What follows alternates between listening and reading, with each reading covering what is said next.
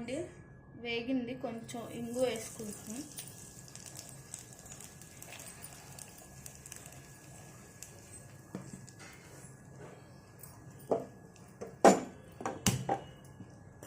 ఇదిగోండి కరివేపాకు వేసుకున్నాం.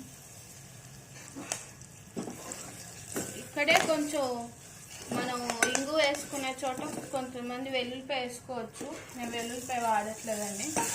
ఇదిగోండి ములక్కాడ ముక్కలు నేను 4 వేసుకుంటున్నాను. ములక్కాడ పచ్చిమిరపకాయ వేసుకున్నానండి.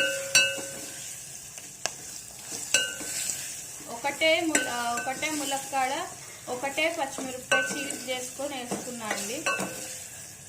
ఇప్పుడు దీంట్లోకి టమాటా వేసుకున్నాం. ఇదిగోండి టమాటా నేను సన్నగా కొరుక్కొని పెట్టుకున్నాను అండి.